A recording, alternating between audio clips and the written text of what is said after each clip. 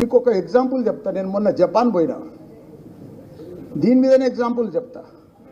Japan పోతే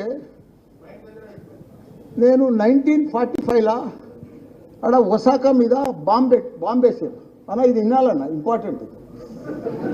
1945లా బాంబేసారు జపాన్లో Osaka మీద.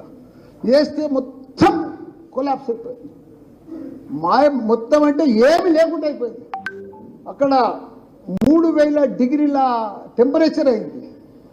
ఆ మంటకు ఏగలేక సముద్రంలో ఊలిపోయి పడిపోయి ఉప్పు నీళ్ళతోటి బాధలైపోయి మనుషులు రోగాలతోటి రకరకాల రోగాలు వచ్చినాయి. ఆ బాంబు వేసినాక వాళ్ళందరూ కూడా జపానీస్ మొత్తం ఖతమైపోయిందని చెప్పేసి ఆ ఒసాకా నగరం, ఆ సిటీ అంతా కూడా హిరోషిమా నగరం ఖతమైపోయే టైంలో, ఖతమైపోయినాక మటాష్ అయిపోయినాక మళ్ళీ వాళ్ళు ఒక్కొక్కరు తయారయ్యిండ్రు.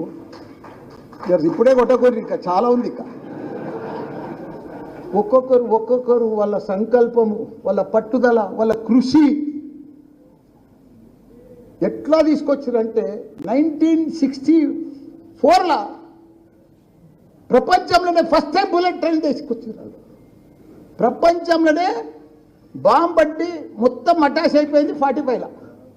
64లా ప్రపంచంలోనే బుల్లెట్ ట్రైన్ తెచ్చుకున్నారు. ఇప్పుడు స్పీడ్ ట్రైన్లు ఉన్నాయి కానీ బుల్లెట్ ట్రైన్ ఆడనే ఉంది ఇప్పటికి. అప్పటిసరి నడుస్తుంది. నన్ను ఎక్కితే గంటకు 300 కిలోమీటర్లు పోతుంది.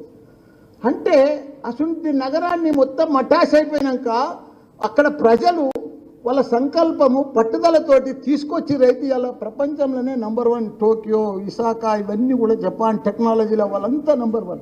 అంటే ఎందుకు వచ్చింది? వాళ్ళ పట్టుదల, వాళ్ళ సంకల్పం, వాళ్ళ కృషి, వాళ్ళ పనితనం. ఇప్పుడు మనం కూడా ఏం చేయాలి? అందరం జిహెచ్ఎంసీలో మనం మీద కూడా బాంబు పడ్డట్టు కాంగ్రెస్ వచ్చింది ఇప్పుడు ఈసారి.